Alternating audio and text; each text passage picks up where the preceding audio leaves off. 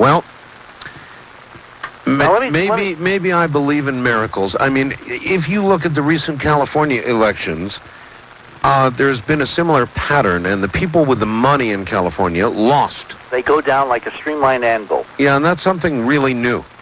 It's really new because people are beginning to get it, that money does not translate to integrity or honesty or service or anything. And now, there's one more very important point. There are two data points coming up on this very tightly contested election. The next data point for Francis is the primary, which is September 8th, I believe. Okay, let me check my data here. We have 57 days to the primary. Arizona is a structured primary, meaning that only Republicans can vote for Republicans, only Democrats can vote for Democrats, which means that if people want to see Francis elected, they have to get her on the ballot. They have to she has to win the primary against her Republican opponent, which means that people need to turn out in droves and register Republican so they can vote her into the actual race on September 8th. Then if they want, they can switch back to whatever party that they actually want to belong to. But it's the way the game is played. And at some level, politics, Art, unfortunately, has become a game. Well, it's a small ray of hope. You remember the Who had a song called Won't Get Fooled Again. You remember that?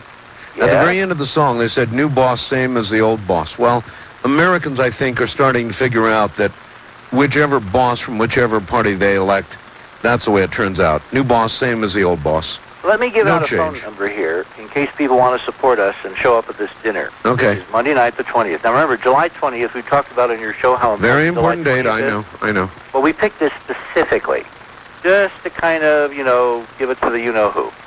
So the number for tickets for the Barwood dinner is 602-704-1040. That's 602-704-1040. Got it.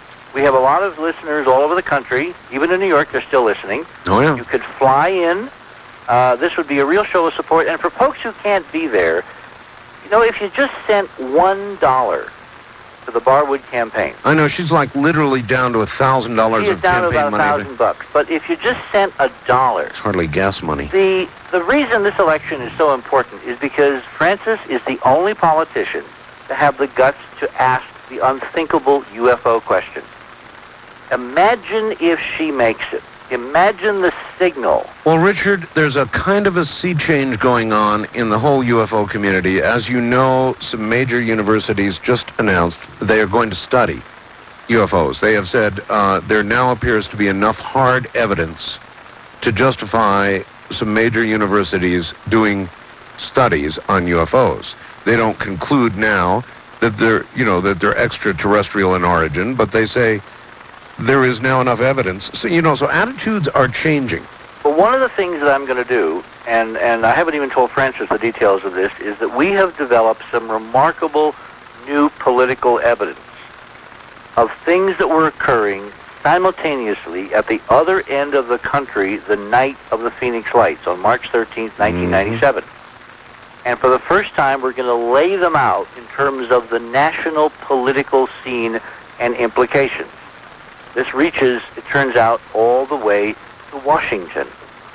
So it will be a pretty interesting evening. If you show up and you pay the $85 for the dinner, you get dinner plus what we're going to talk about. If you only want to come for what we're going to talk about, that's only $50, all right? And about $25 of that ticket goes directly to Francis. We're trying to maximize the impact on her campaign.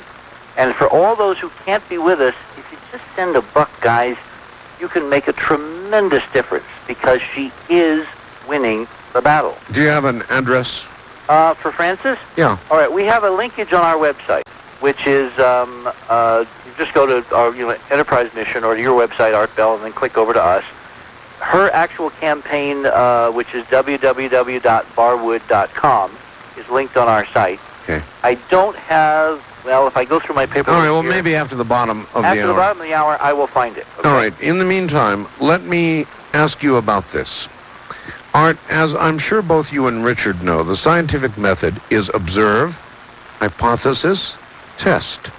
Richard's theory of hyperdimensional physics is an interesting hypothesis, but as of yet, it is only just that, a theory.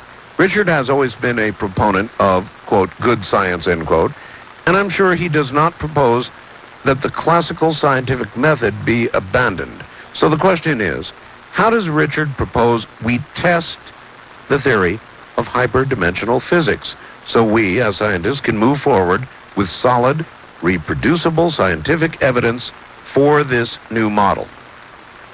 Okay, I will get to that right after I give this address, all right? I have found the Barwood. Oh, you found it, okay. I found it, yes. All right, yes. Go ahead.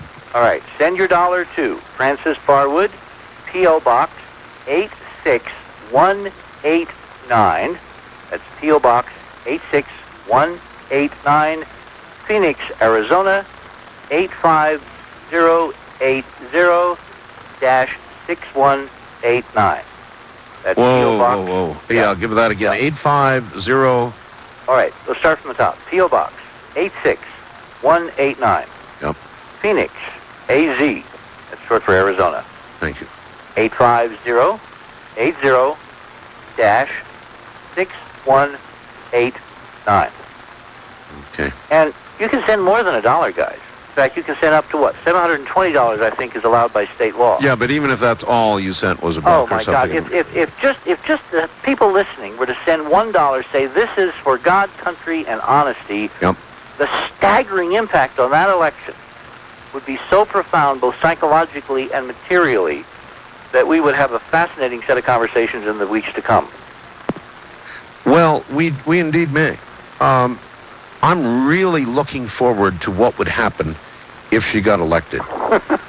There'd be a lot of trouble in River City, and Benson would get real busy, and it'd be a fun time. You know, the core thing that I am intrigued with Francis about, and I have been ever since we actually met, is that here is a politician who has vision. I mean, she expanded her envelope enormously by asking that unthinkable question.